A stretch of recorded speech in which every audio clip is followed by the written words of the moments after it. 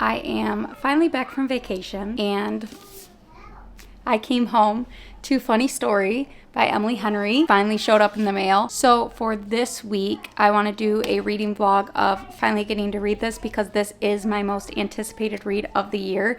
So I am super excited to finally get to this. The whole time I was on vacation, it came out while I was on vacation. And I went into a couple bookstores and I kept seeing this everywhere and I was like, you pre-ordered that. You pre-ordered that. You're not buying it while you're here. With that being said, we're going to go ahead and get started and read this week.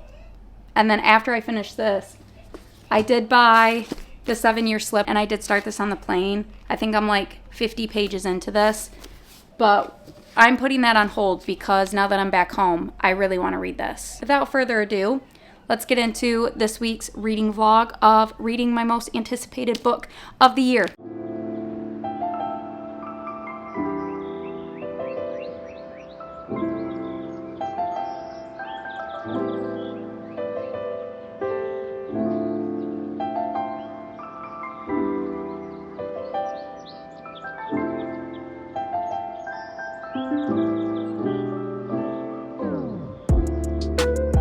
Ignore the bad lighting. It's raining. But last night I finished Funny Story by Emily Henry. I'm giving this 5 stars. This is only the second Emily Henry book that I've read, but it rivals Beach Reads for me, which Beach Read. It rivals Beach Read for me, and that one I gave 5 stars.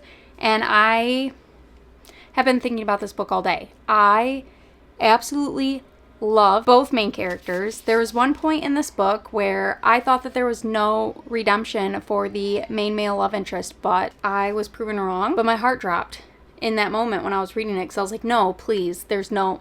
If you haven't picked this up yet, I highly recommend it. I'm about to go into a spiral of reading all of her books now.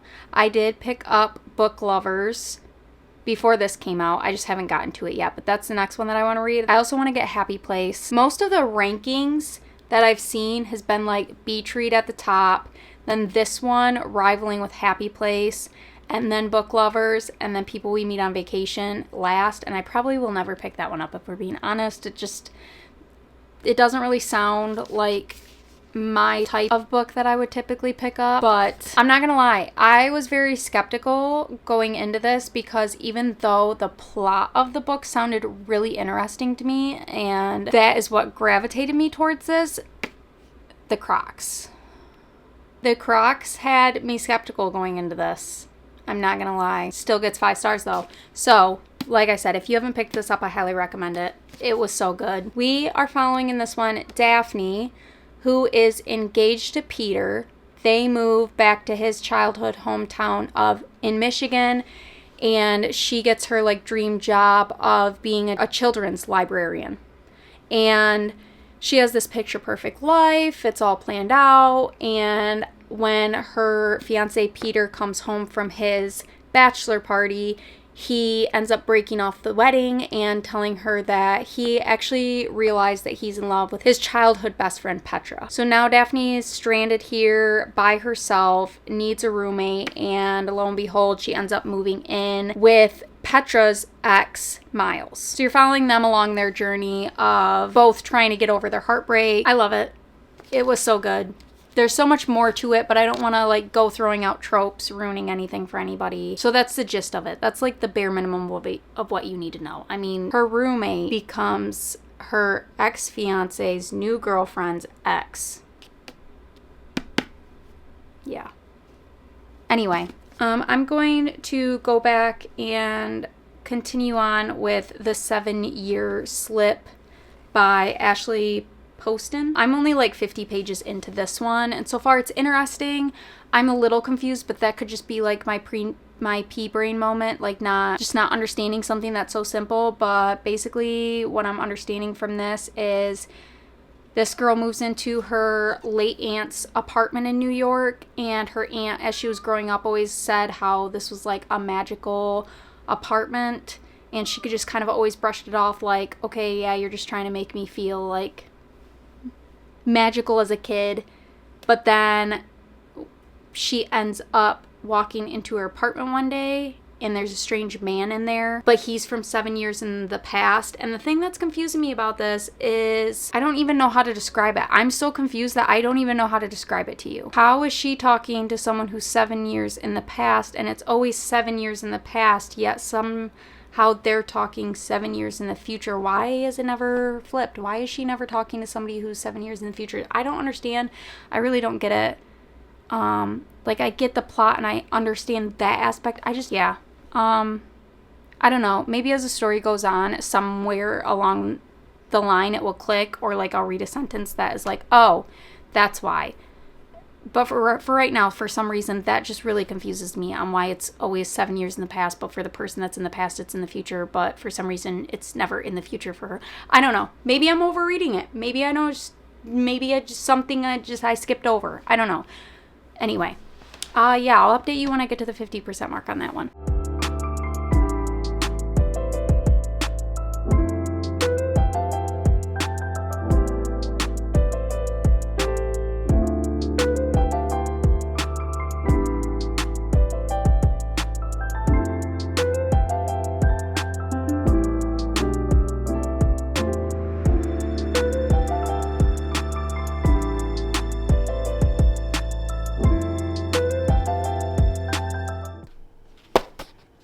So I have gotten to chapter 15, which is page 128. And when I tell you, I'm going to try and word this in a way that won't be spoilers. But when I tell you that I just realized, I'm pretty sure, I'm hoping I'm right, that the guy that she is like, the love interest here, is the same one as from the restaurant at the beginning on page...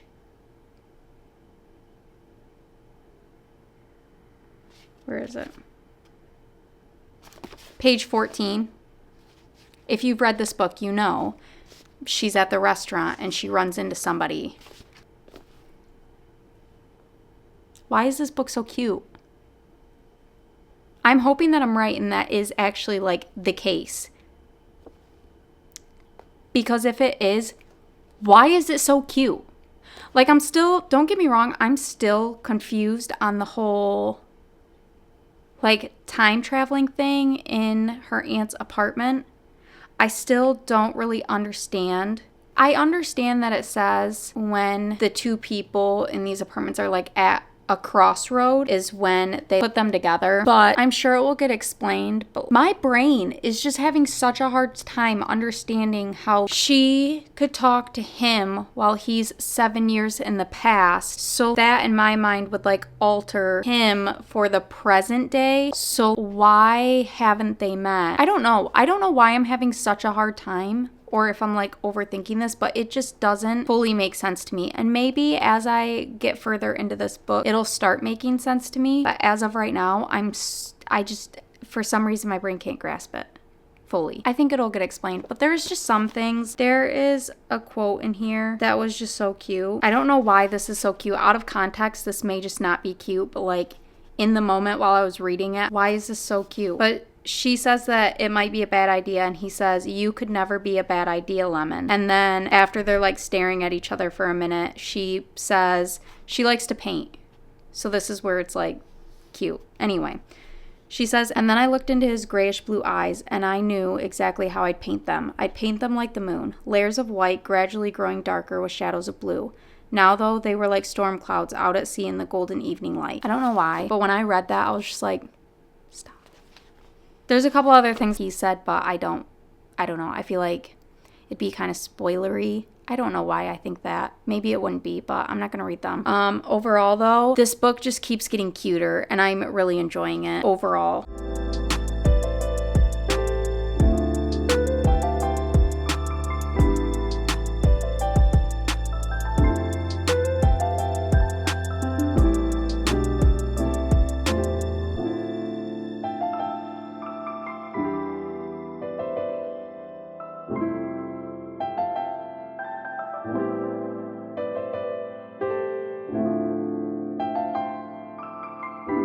Okay, so a couple of things. I wanted to like say it when I realized it, but it was too noisy out there, so I figured I'd save it from here. I don't know how I didn't pick up on like the first hint that they gave in here about like the whole taxi. If you haven't read it, this isn't going to make any sense, and I apologize for that. But if you have read it, the taxi, they're talking about it at the very end, like after she gets back from traveling with her aunt. She has like a taxi encounter. How did I not pick up on that in the beginning? Like the first time that they mentioned that? I don't know.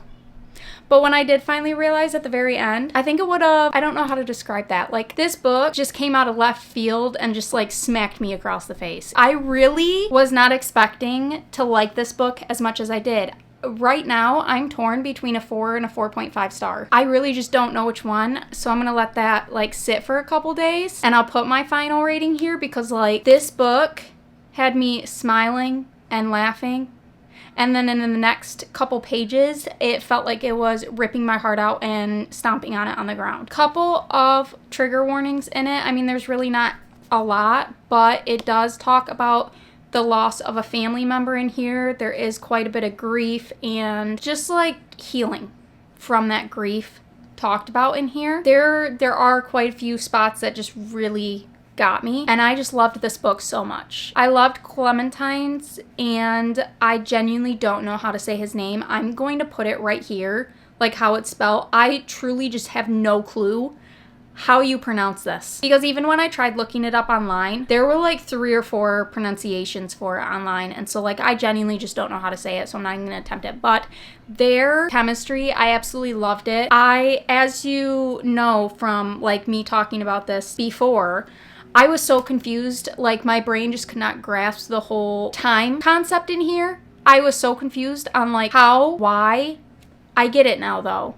It does get explained. It takes a while to explain it, but I fully understand it now. And like there's another part of him talking about that time, and again, it felt like it ripped my heart out and stomped on it and had me crying. And I don't know. I really just don't know how else to describe this book. I feel just mildly mentally not there currently, you know?